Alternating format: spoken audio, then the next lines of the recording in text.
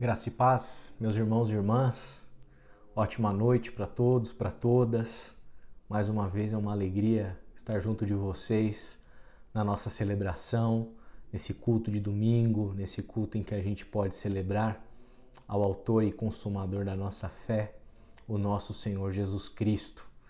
Mais uma vez eu reitero aqui a minha saudade de todos vocês, saudade da nossa presencialidade, mas a gente segue firme com esperança, esperança no nosso Senhor, de que a situação vai melhorar, de que tudo isso vai ser superado, de que tudo isso vai passar, e a gente continua firmes na esperança que move a nossa vida, a esperança que nós temos no nosso Deus, no nosso Pai de amor, que está conosco, inclusive no meio dessa pandemia, inclusive no meio de toda essa situação crítica que a gente tem enfrentado e tem vivenciado.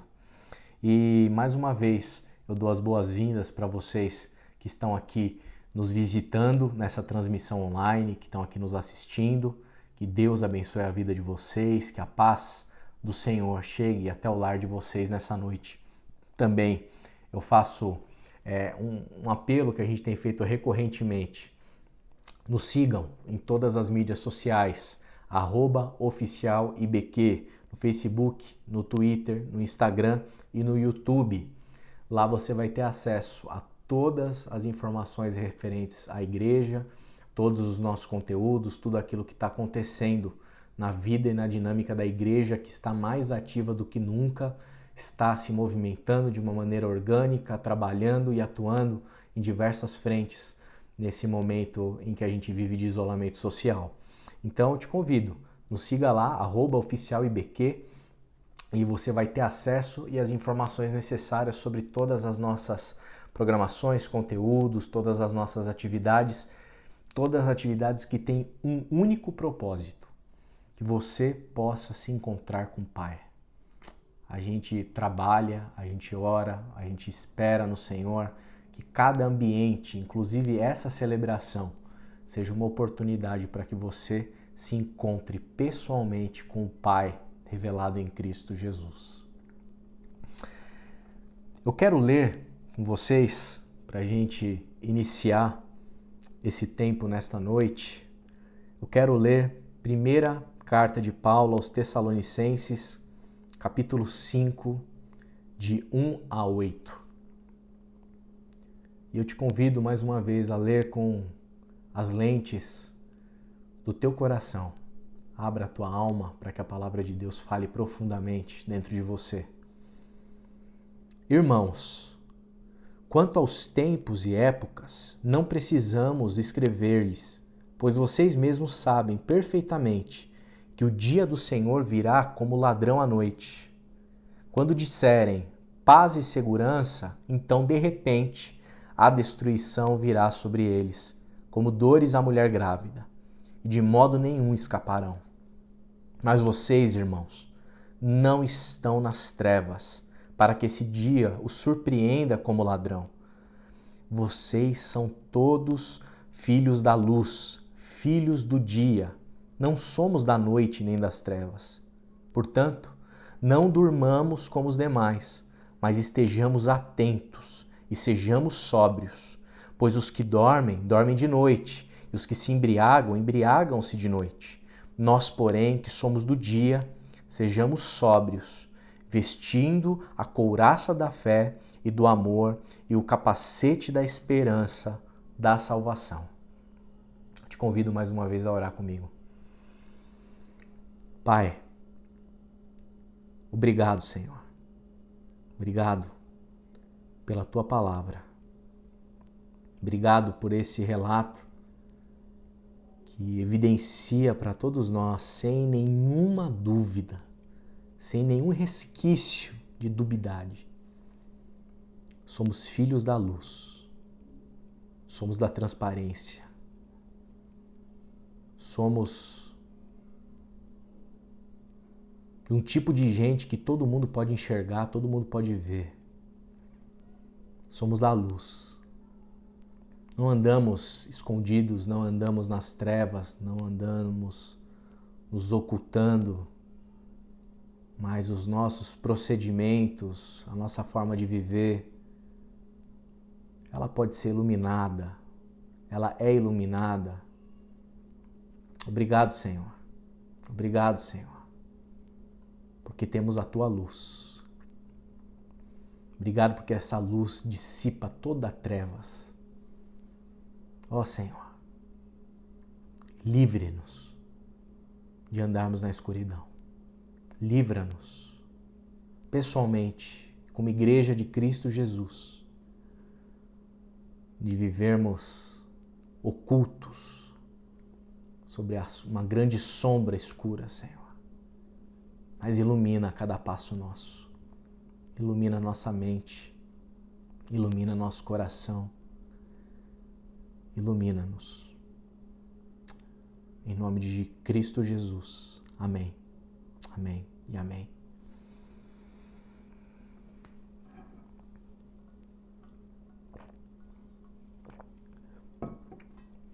Nessa noite, eu quero te convidar a abrir a sua Bíblia em Lucas capítulo 22, de 1 a 6. Lucas capítulo 22, de 1 a 6, que diz assim: Estava se aproximando a festa dos pães sem fermento, chamada Páscoa, e os chefes dos sacerdotes e os mestres da lei estavam procurando um meio de matar Jesus, mas tinham medo do povo. Então Satanás entrou em Judas, chamado Iscariotes, um dos 12. Judas dirigiu-se aos chefes dos sacerdotes e aos oficiais da guarda do templo e tratou com eles como lhes poderia entregar Jesus. A proposta os alegrou e lhe prometeram dinheiro. Ele consentiu e ficou esperando uma oportunidade para lhes entregar Jesus quando a multidão não estivesse presente. Pai, estamos na Tua presença nessa noite. Estamos diante do Teu Evangelho. Pedimos que o Teu Espírito, Senhor, nos ilumine para compreender aquilo que o Senhor tem para nós nessa noite. Que Teu Espírito Santo nos convença do pecado, da justiça, do juízo, Senhor. Que o Teu Espírito Santo nos convença das atualizações necessárias que precisamos fazer na nossa mente, no nosso coração, no nosso procedimento. Sujeitamo-nos ao Senhor, ao Teu sopro. Vem sobre nós mais uma vez nessa noite, Pai.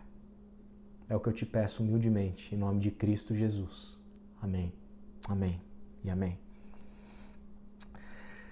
Na nossa vida, nós nos deparamos, nós nos encontramos, nós lidamos com traidores. Os traidores, eles estão próximos de nós, eles fazem parte do nosso convívio. E na nossa vida, na nossa trajetória como humanidade, como existência, nós vamos nos deparar, inevitavelmente, com traidores.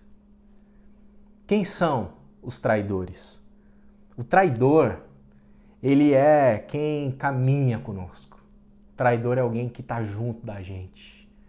Cada passo, cada minuto, cada hora, cada mês, anos. Os traidores, eles conversam com a gente. Traidores são aqueles que batem papo, que falam sobre a vida. Traidores, eles conversam conosco sobre situações do cotidiano. Traidores conversam conosco sobre futebol, política, religião. Traidor se abre, traidor é ouvido, traidor nos escuta, a gente dialoga com traidores. Os traidores são também pessoas que sorriem pra gente. Os traidores, eles esboçam sorrisos, eles manifestam afeição, eles demonstram exteriormente, fisicamente, que são amigos, que estão próximos. é gente que muitas vezes se alegra conosco. O traidor é aquele que fica contente com as nossas vitórias. O traidor é aquele que senta na nossa mesa. O traidor senta com a gente na mesa, come com a gente. Traidores comem com a nossa família. Traidores comem com os nossos filhos, com as nossas esposas. Traidores viajam juntos, junto de nós. Traidor também chora. Chora quando as coisas estão tristes, quando as coisas dão erradas. Traidores podem ser ombros para nós sem nenhum tipo de problema. Traidores, eles fingem uma amizade. Traidores, eles fingem uma proximidade, uma lealdade, fraternidade. Traidores estão juntos de nós e aparentemente juntos por inteiro. Mas o traidor, mesmo com toda essa aparência de amizade, mesmo com toda essa aparência de afinidade, mesmo com toda essa aparência de cumplicidade, mesmo com toda a disponibilidade para nos ouvir, para se alegrar conosco, para chorar conosco, o traidor, ele é aquele que também, infelizmente, sussurra. O traidor sussurra debaixo das trevas. O traidor é aquele que conspira, que ao mesmo tempo que respira, inspira conosco o mesmo ar, a cabeça, o coração e a alma do traidor o leva a lugares obscuros da vida, se articulando, tramando contra a nossa pessoa. Traidores, eles nos traem pessoalmente. Traidores nos apunhalam pelas costas. Traidores falam bem de nós na nossa frente, mas por detrás é puro veneno, é pura mentira. Traidores nos decepciona, nos magoa, nos fere a alma de doer, devido a toda a construção de amizade, toda a construção, todos os anos juntos. É um balde de decepção. Os traidores, eles não somente nos atingem pessoalmente, mas traidores podem ser traidores de uma causa. Os traidores, eles caminham rumo ao mesmo destino que nós. Eles têm o mesmo propósito. Eles têm a mesma razão. Os traidores, eles têm a mesma causa, a mesma paixão. Mas ao mesmo tempo que eles demonstram tal paixão, eles conspiram contra a causa. Eles conspiram contra o propósito. Eles conspiram contra a vocação.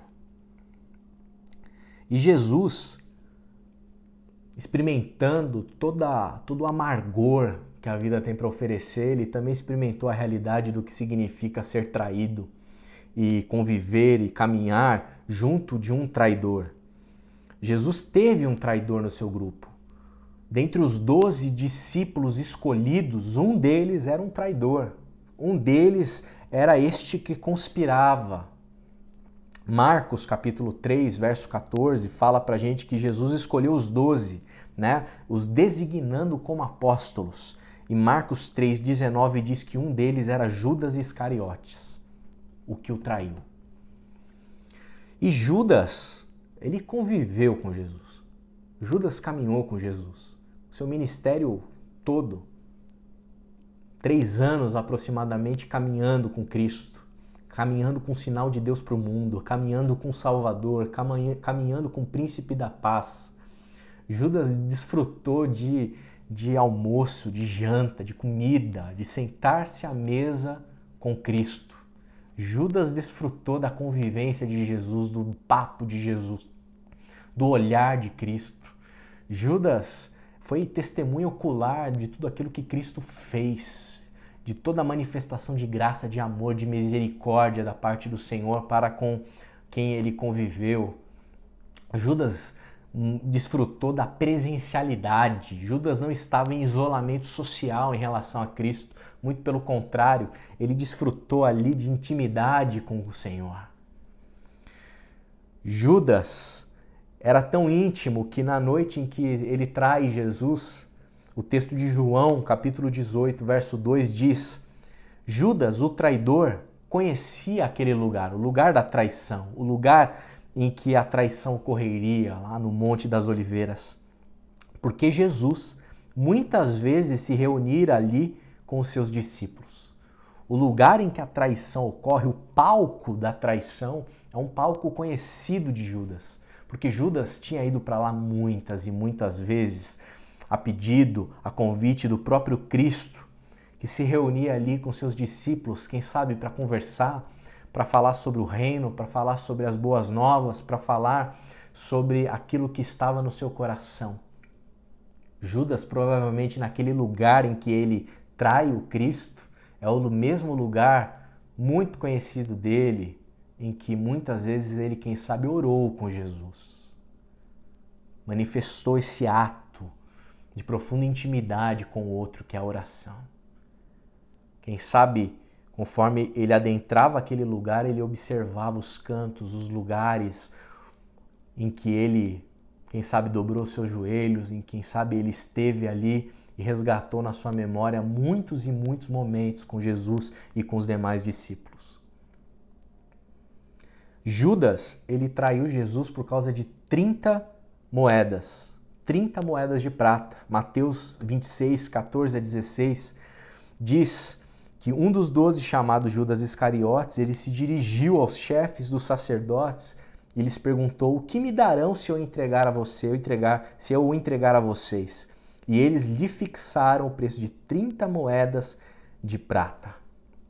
O texto ainda diz que desde esse momento ele começou a procurar a melhor oportunidade para poder entregá-lo por conta dessas 30 moedas de prata. Judas era alguém interessado em grana, em dinheiro, em benefícios. E o seu egoísmo, seu umbigo, de alguma maneira ali sobressaía o seu afeto, sua lealdade para com Cristo. João 12, 4 a 6 mostra para nós também uma passagem importante para a gente entender com quem Jesus lidava, quem era Judas. Judas era alguém que, quando Jesus ele permitiu que aquela mulher derramasse aquele perfume caro sobre ele, Judas foi aquele que contestou tal ato de Cristo. E João 12, de 4 a 6 diz que Judas Iscariotes, que mais tarde iria traí-lo, fez uma objeção. Por que este perfume não foi vendido e o dinheiro dado aos pobres? Seriam 300 denários. Ele não falou isso, diz o narrador aqui, né, diz João, por se interessar pelos pobres, mas porque era ladrão. Sendo responsável pela bolsa de dinheiro, costumava tirar o que nela era colocado.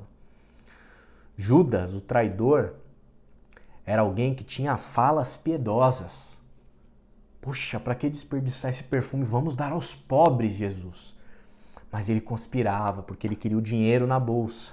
Ele queria poder ali subtrair do dinheiro que era utilizado em prol do ministério de Cristo, em prol, com certeza, de alimento, em prol do sustento para que o trabalho continuasse.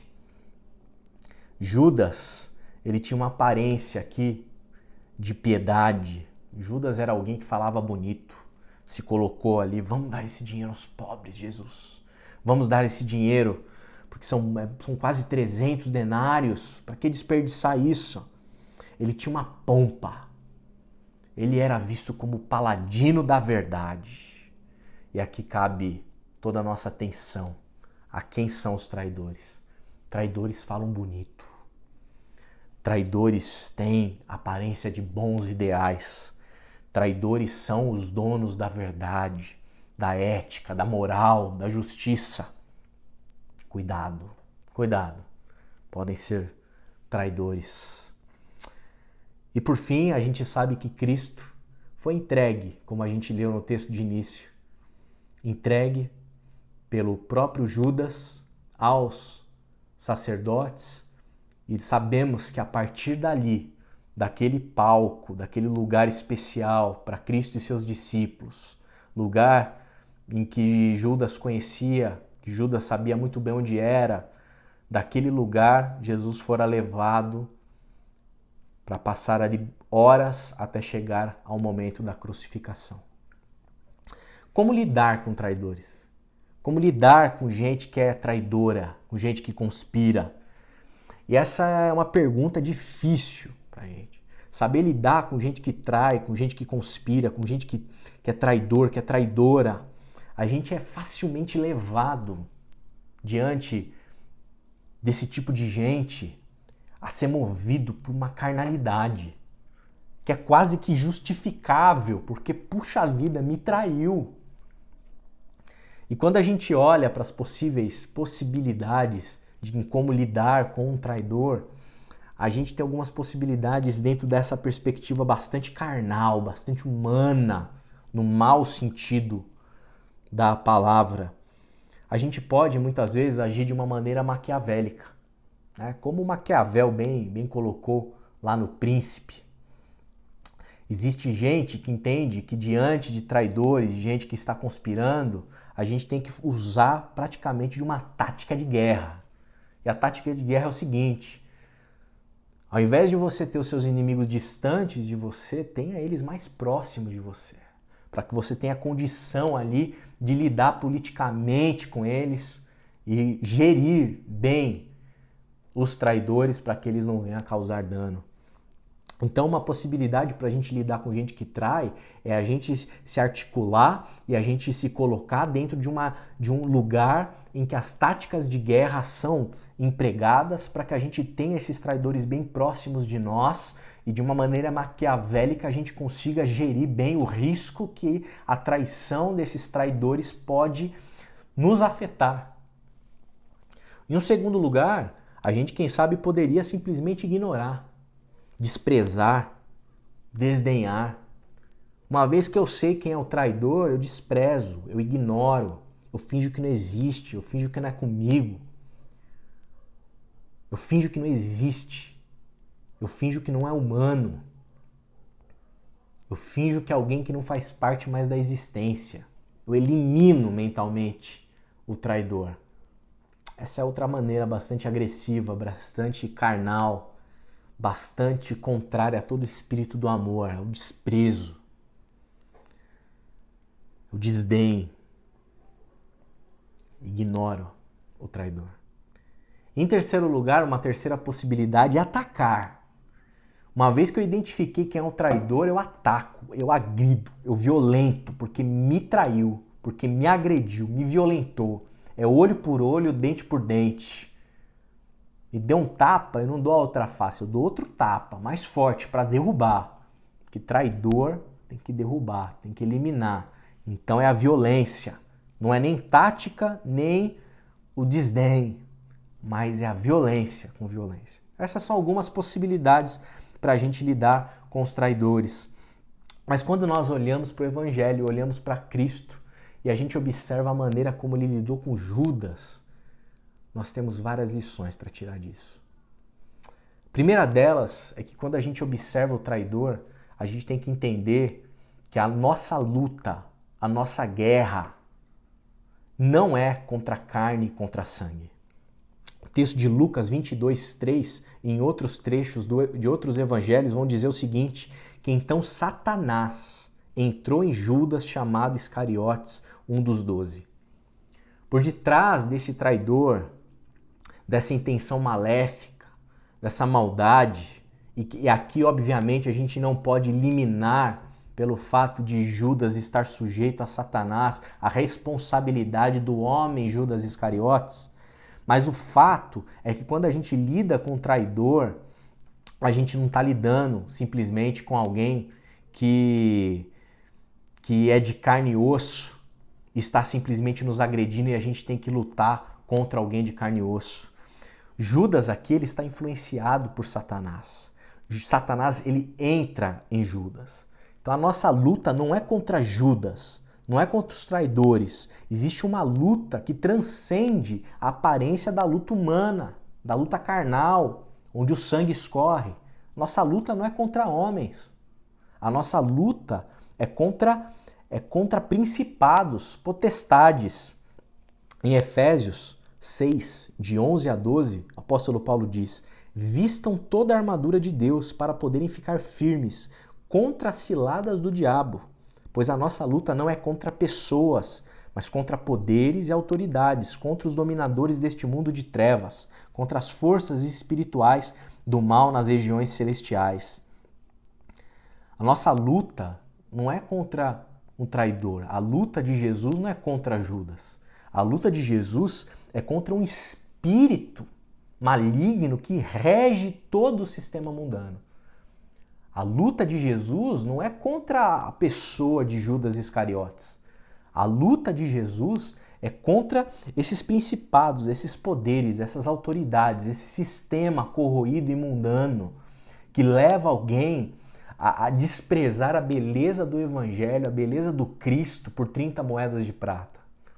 Que leva alguém a desprezar uma amizade construída ao longo de anos com um grande sinal de Deus para a humanidade, que é o Cristo, Jesus de Nazaré, encarnado, para entregá-lo para sacerdotes e religiosos egoístas, interessados nos seus privilégios, nos seus caprichos, no seu dogmatismo ignorante, no seu fundamentalismo bestial. A luta de Jesus não é contra um mero ser humano, é contra um sistema demoníaco que é anti-evangelho, é contra um sistema demoníaco que é anti-boa notícia, é contra um sistema demoníaco que é contra a paz do Cristo. A luta de Cristo é contra um sistema demoníaco que crucifica o Filho de Deus, que crucifica o sinal de Deus para o mundo, que mata Jesus, que trai Jesus, que violenta Jesus. Então, quando a gente pensa em como a gente vai lidar com um traidor na nossa vida, na nossa caminhada, a gente tem que entender que a nossa luta não é contra as pessoas. Esse negócio de ficar raivoso, com raiva dos outros, isso não é do Evangelho. Esse negócio de ficar amargurado, com ódio do outro, isso não é do Evangelho. A nossa luta não é contra carne e sangue. A nossa luta é contra esse sistema satânico. Existe um Satanás por detrás de Judas. Existe um inimigo de Deus por detrás de Judas. Existe o adversário do Senhor por detrás de Judas. Existe uma malícia por detrás de todos os Judas da nossa vida. Esses que ocultam, que subtraem, que não gostam de transparência, que não gostam de luz, mas conspiram e tramam contra alguém, contra nós. A nossa luta não é contra seres humanos. É contra esse sistema que promove, que faz nascer, que se engravida da mentira, que se engravida do pecado, que se engravida do egoísmo, que se engravida de tudo aquilo que é oculto, para resistir a toda a luz que nasce e se manifesta no Evangelho de Cristo Jesus. Então, existe uma luta demoníaca sendo travada. E diante de uma luta demoníaca, as armas escolhidas para se lutar, elas precisam ser muito claras para aqueles que se dizem discípulos e discípulas de Cristo Jesus. Precisa ter clareza sobre essa luz. Porque diante do traidor, Jesus, ele não ataca, ele não violenta, ele não usa uma tática de guerra em que traz Judas para próximo dele simplesmente para gerir e mitigar o risco que o Judas podia causar ali para o seu ministério. Jesus tampouco também ignora Judas, o desprezando, o tratando com desdém. Jesus também, ele não simplesmente violenta e ataca o Judas pelo fato dele ter sido traidor. As armas que Cristo usa e as armas que os cristãos deveriam usar não são armas das trevas, são armas da luz. Por isso João 18,3 diz assim: Então Judas foi para o olival, levando consigo um destacamento de soldados e alguns guardas enviados pelos chefes dos sacerdotes e fariseus, levando tochas, lanternas e armas. O traidor vai para o ataque, vai para a captura ali daquele que valia para ele 30 moedas de prata. Ele sim, ele vai com as armas do mundo. E as armas do mundo aqui são tochas, são lanternas, são armas. É armamento pesado. Armamento pesado. Gente armada. Gente armada está do lado dos traidores. Gente armada está do lado do mundo. Gente armada está do lado do Satanás, do adversário. Não do lado do Cristo e do Evangelho. Porque Jesus diz o seguinte, ele repreende, inclusive, os seus discípulos que cogitaram a possibilidade, diante daquela cena em que Jesus estaria ali para ser traído e capturado, pegarem armas.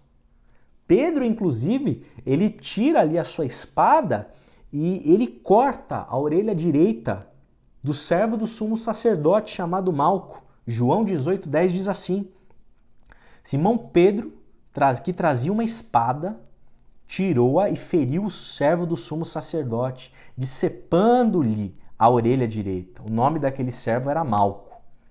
Lucas 22:51, entretanto, diz o seguinte: Jesus, porém, respondeu: Basta, Pedro. E tocando na orelha do homem, ele o curou. As armas dos filhos das trevas são armas para lutar contra carne e sangue.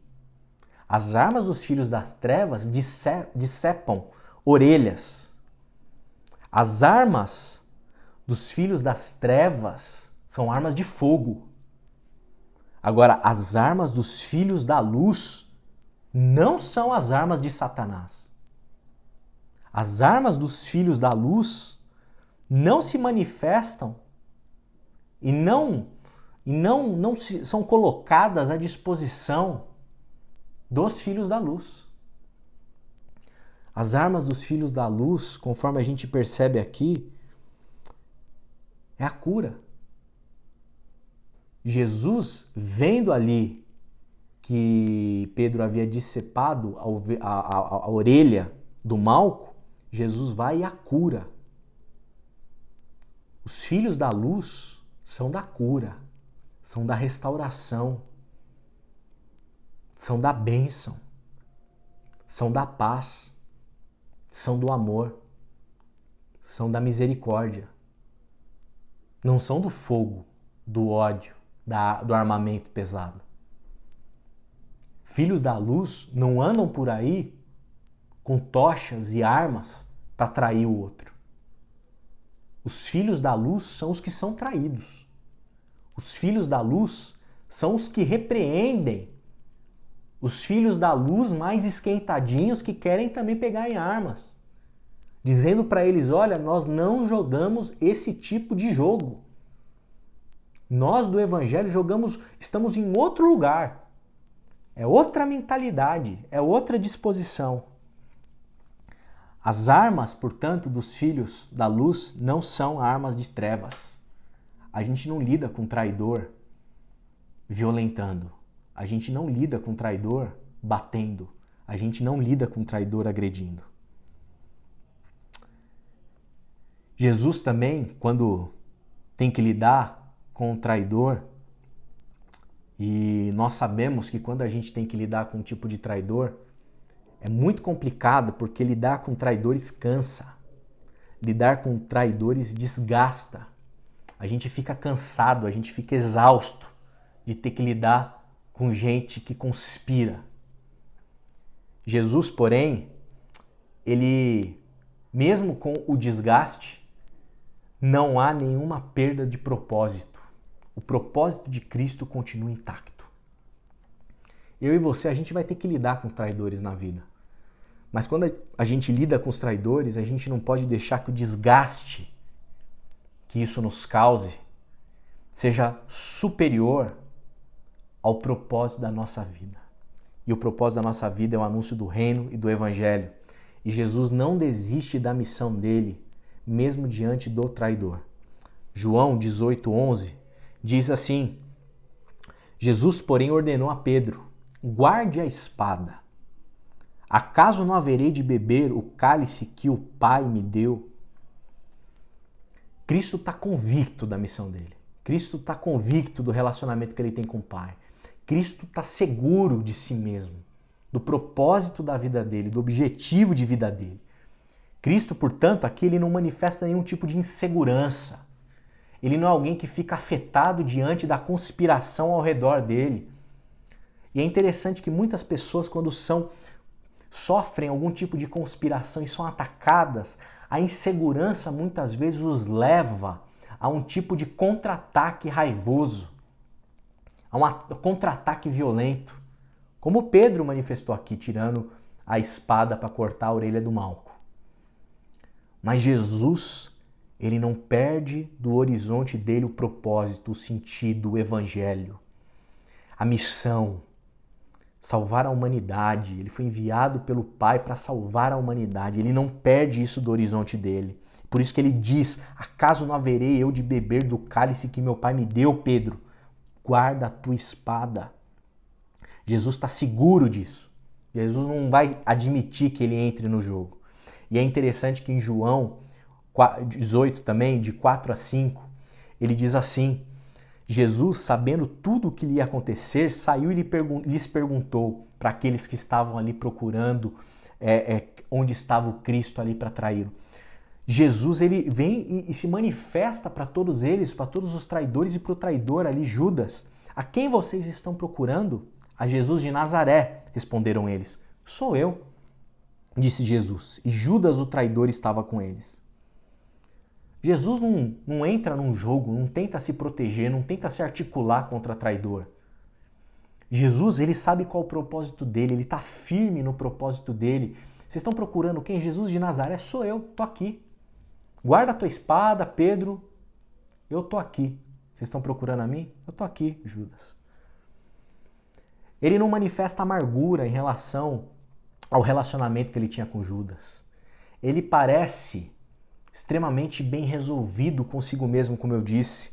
Em Mateus 26, 47 a 50, tem um relato aqui que nos choca diante do que significa lidar com traidores à luz do Evangelho. O traidor havia combinado um sinal com eles, dizendo-lhes: aquele a quem eu saudar com um beijo é ele, prendam-no. Dirigindo-se imediatamente a Jesus, Judas disse: salve, mestre, e o beijou. Jesus perguntou: amigo, o que o traz? Então os homens se aproximaram, agarraram Jesus e o prenderam. Jesus, ele chama o traidor de amigo. Ele não ataca, ele não procura vingança, ele não se articula. Ele não tenta desfazer a conspiração, ele não tenta contra-atacar de maneira violenta, ele não admite que se pegue armas. Jesus, ele chama Judas de amigo, ele chama o traidor de amigo e ele não o trata com desdém, não o despreza, não o fere, não desconsidera o passado, ele o chama de amigo. Diante desse tipo de reação de Cristo, existe uma outra faceta nessa forma de se relacionar e lidar com traidores. É muito cansativo lidar com traidores, como eu disse. A gente precisa manter os olhos fixos no nosso propósito. E é isso que Jesus fez. Ele manteve os olhos fixos no propósito dele. Mas também é preciso ter força para a gente não se desgastar no processo em lidar com traidores, para a gente também não desprezar as outras pessoas que caminham conosco. Jesus, ele caminhou com Judas mais de 3 anos, mas ele caminhou com outros discípulos também. Diante de ter que caminhar com um traidor, diante de ter que caminhar com um ladrão, diante de ter que trabalhar e caminhar com alguém que sabotava o ministério de Cristo, Jesus teve que encontrar força para manter o seu propósito e também não desistir das pessoas. A gente, humanamente, nesse processo, é fácil a gente se desanimar tanto com os traidores que a gente tem vontade de desistir de tudo, de sair do processo, sair da caminhada. Mas a gente não pode esquecer que existem Joões, existem Tiagos, existem Pedros, que também precisam de nós na caminhada.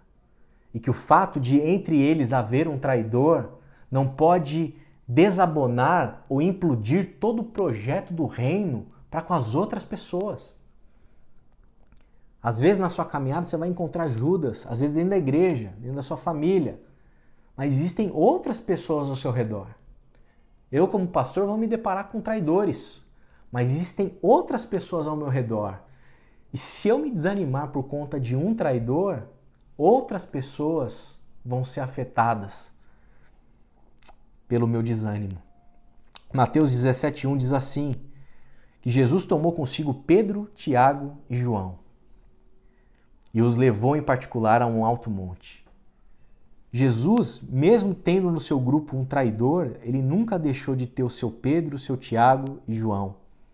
Esses três próximos que caminhavam com ele constantemente, esse tipo de formulação de trazer para si Pedro, Tiago e João é algo recorrente aqui no Evangelho, é algo que é recorrente nas leituras dos Evangelhos. O desânimo bate. Eu fico imaginando a cena da ceia do Senhor, Jesus celebrando a Páscoa na noite em que seria traído, comendo ali com todos os seus discípulos e com Judas, sabendo e tendo consciência que ele iria traí-lo.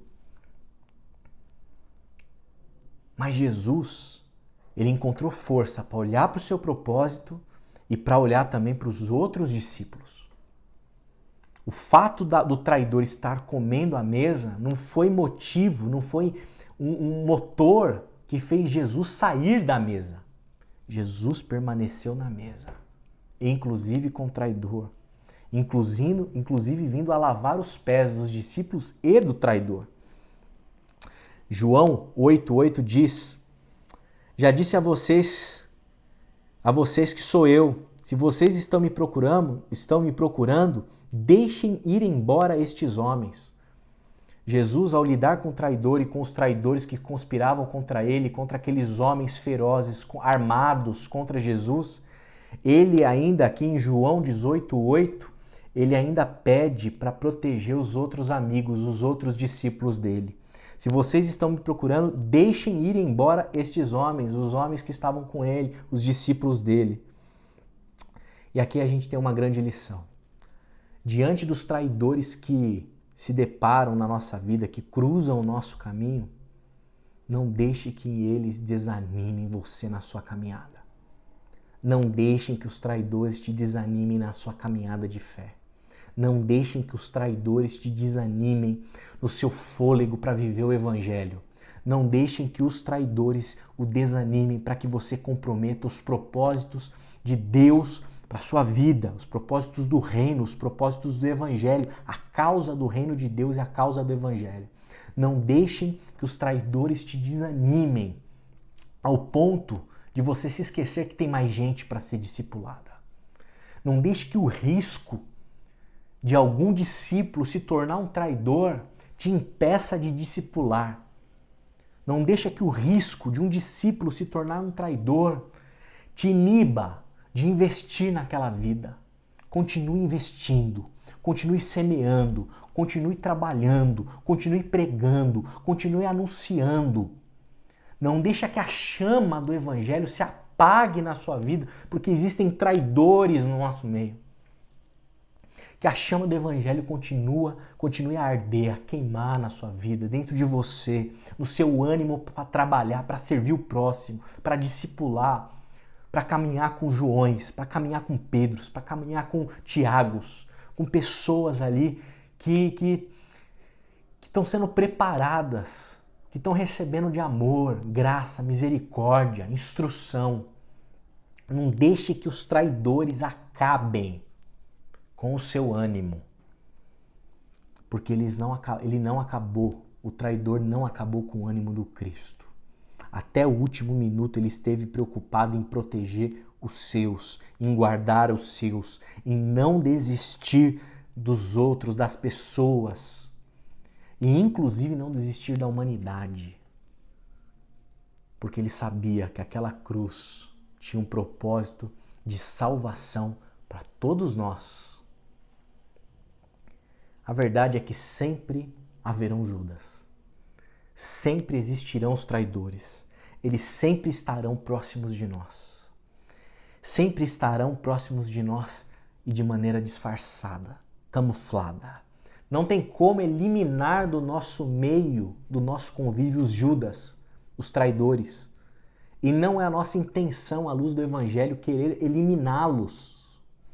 Porque, como já dissemos, a nossa luta não é contra carne e sangue. E a gente não luta com armas de violência. Nossas armas são as armas da luz.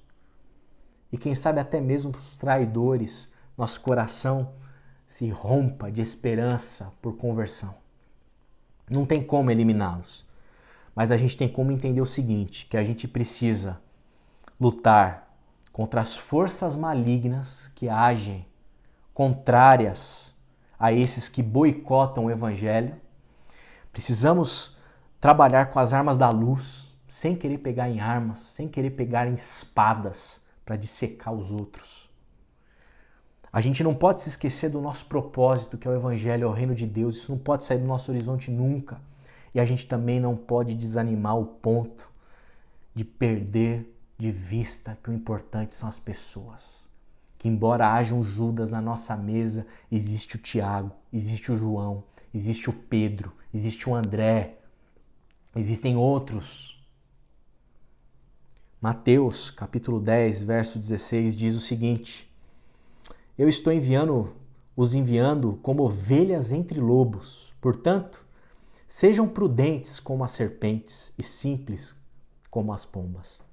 Eu acredito que aqui nós temos um conselho da parte de Jesus muito pertinente, muito equilibrado. A gente não pode perder a simplicidade da pomba, mas a gente também tem que ser prudente como as serpentes. Agora, não confunda prudência com agressão. Não confunda prudência com violência. Não confunda prudência com vingança. Não confunda prudência com olho por olho, dente por dente. Não confunda prudência com entrar num jogo em que a gente joga como as trevas jogam. A gente não é tonto. A gente tem que ser prudente de fato, estar antenado e percebendo quem são de fato os traidores. E a gente tem condição para fazer isso. Agora que a gente não haja para com eles da forma como eles agem para conosco e para com o Evangelho.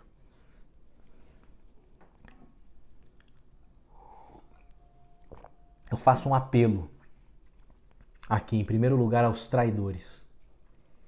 Aos traidores, talvez estejam assistindo essa mensagem. Os traidores não só no sentido pessoal, de serem traidores de alguém, mas especialmente os traidores da causa do Evangelho. Eu faço um apelo a vocês. Vocês traidores de Cristo, traidores de Jesus de Nazaré, vocês que traem Cristo por um partido, vocês que traem Cristo por um político, vocês que traem Cristo por uma ideologia, eu apelo a vocês. Não traiam Jesus. Não traiam o Evangelho. Não traiam a causa do reino de Deus. E não traiam os verdadeiros discípulos e discípulas de Jesus de Nazaré. Não traiam estes. Baixem as suas armas. Baixem as suas armas. Baixem as suas tochas. Baixem o seu tom. Tirem as espadas, tirem as armas de fogo, coloquem elas ao chão. Resistam a Satanás. Resistam ao diabo. Se arrependam. Vocês que agridem o Evangelho, resistam a Satanás. Eu oro, eu clamo para que haja arrependimento, mudança de mente, para que haja um coração quebrantado, para que haja conversão. Eu faço um apelo para vocês, traidores.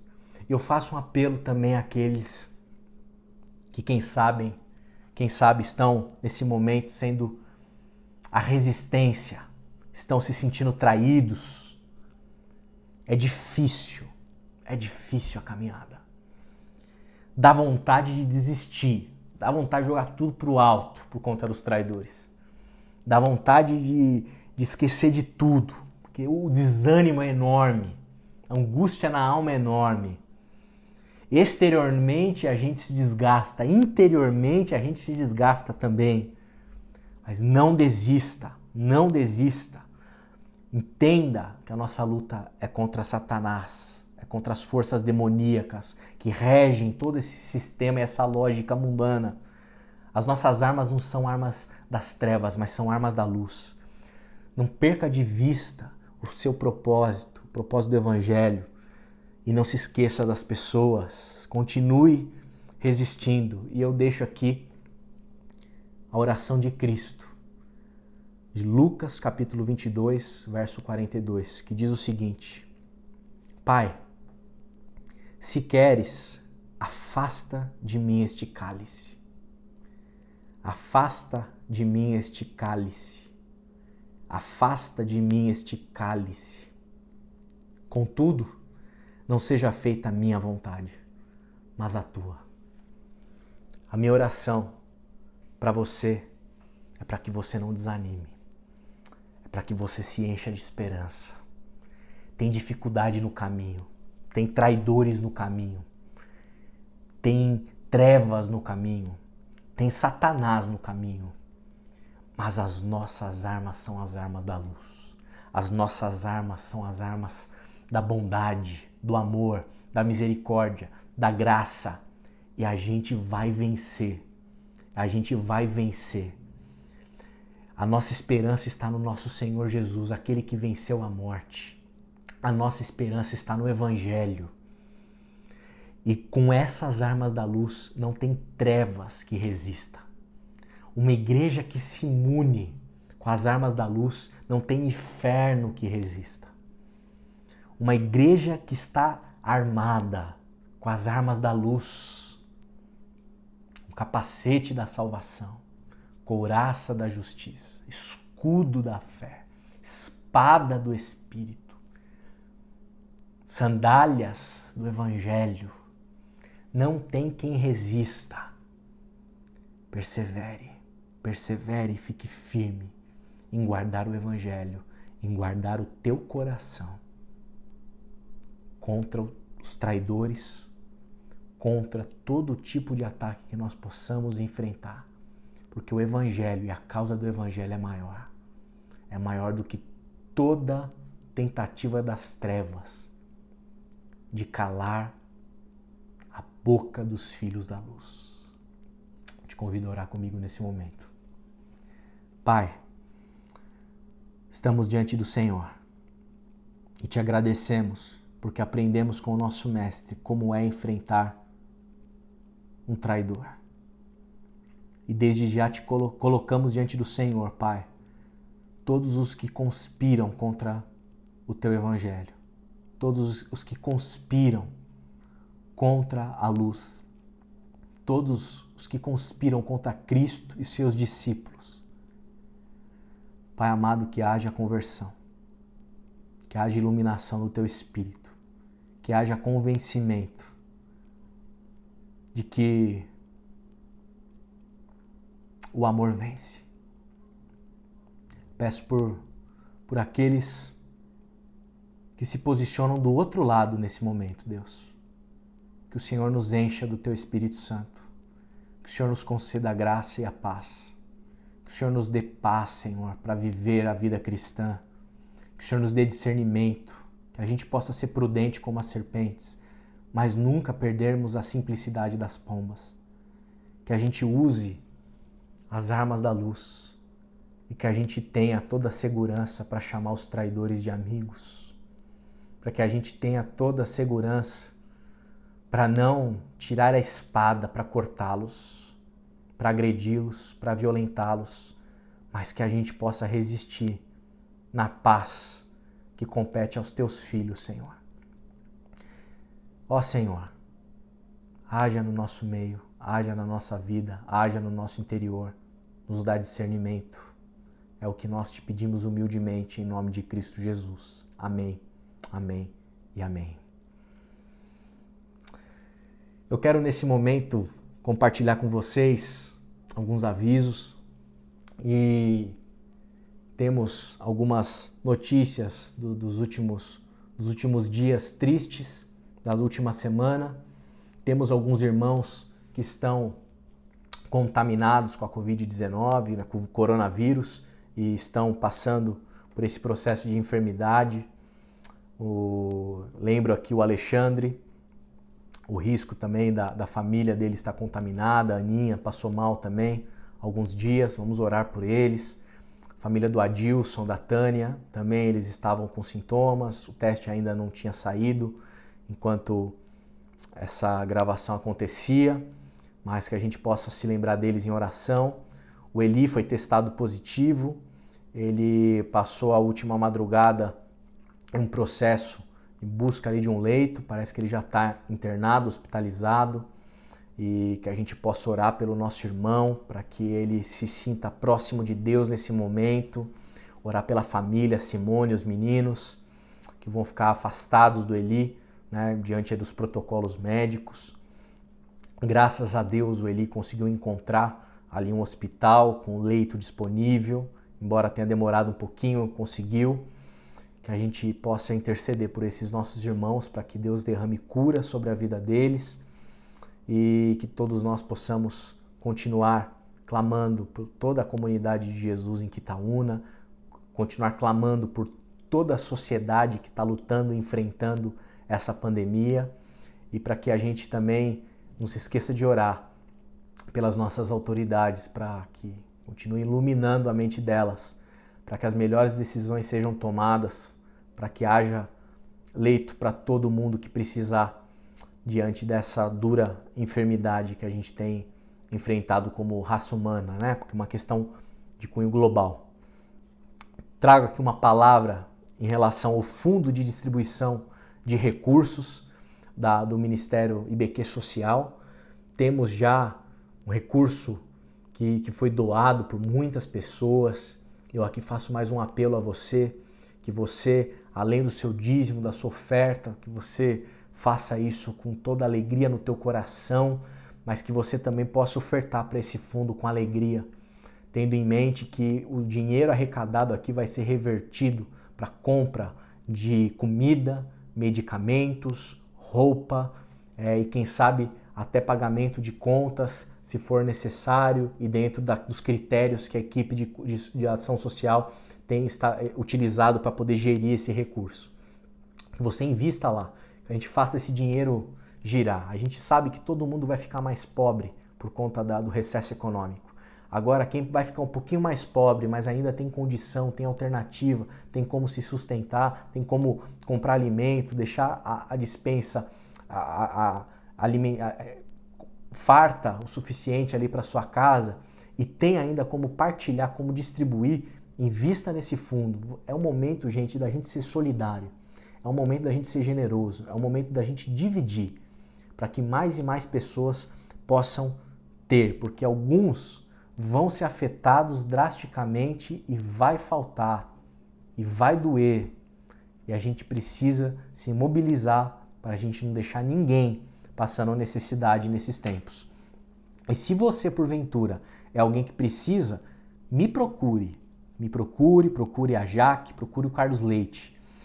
Se você conhece alguém que precisa, nos procure também, sinalize para que a gente possa tomar as providências necessárias. Trago aqui também uma palavra relacionada aos nossos eventos presenciais. Mais uma vez reitero que o QG, né, o grupo nosso, tem se reunido semanalmente, as atividades todas permanecem suspensas, obviamente. A gente pede para que todos fiquem atentos às mídias sociais, @oficialibq, Facebook, Twitter, Instagram, YouTube. Fiquem atentos às lives, fiquem atentos aos conteúdos, fiquem atentos aos cultos, tudo que está acontecendo. E participe das nossas aulas. Hoje pela manhã tivemos uma aula muito gostosa, muito preciosa no Zoom.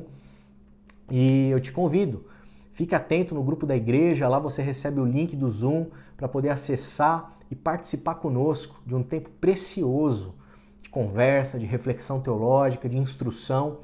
E assim, eu te exorto mesmo, fique atento a tudo, participe. Eu tenho certeza que você vai ser muito abençoado. Por fim, a palavra que eu trago dentro deste momento de pandemia, dentro dessa noite de reflexão, de culto, de celebração, é para que você não perca a esperança. Que a esperança que nós temos em Cristo, ela permaneça forte e vibrante dentro de você. Os tempos são difíceis, as notícias são difíceis, a aflição do nosso coração diante daqueles que estão próximos de nós, que estão sendo mais duramente afetados por conta da pandemia, faz tudo ficar mais complicado. Mas olhemos para aquele que nos dá esperança, o autor e consumador da nossa fé, e continuemos resistindo e andando como filhos da luz que somos. Gente que segue o Evangelho, gente que ama Cristo, gente que ama a paz, gente que ama a misericórdia, gente graciosa, gente amorosa e bondosa. Que isso tudo te encha de esperança. Olhe para Cristo, olhe para o autor e consumador da nossa fé, olhe para a esperança que nós temos na eternidade e olhe para o privilégio que nós temos de sinalizar o reino de Deus aqui e agora, nesse tempo único que nós estamos vivenciando. Te convido a orar comigo para encerrarmos o culto dessa noite. Pai, obrigado por esse tempo precioso. Obrigado pela Tua palavra. Obrigado pelo Teu Evangelho. Sê conosco. Continue com nós, Pai amado. Continue com a nossa comunidade. Continue com os nossos irmãos queridos. Continue com todos aqueles, Pai amado, que estão sofrendo de uma maneira mais acentuada nesse momento. Que a Tua mão seja sobre eles, Pai. Que eles não percam de vista que o Senhor está próximo. Que o Senhor nunca é um Deus distante. O Senhor é Emmanuel, Deus conosco, sempre. Eu peço, Pai, que o Senhor continue nos abençoando, nos dando discernimento e nós te agradecemos por essa noite tão preciosa. Eu oro para que a graça de Cristo Jesus, o amor de Deus o Pai e a consolação e a comunhão do Espírito Santo sejam com a sua igreja, Senhor, hoje e sempre. Amém. Deus te abençoe, tenha uma rica e feliz semana na presença do Príncipe da Paz, do nosso Senhor e Salvador Jesus Cristo. Amém.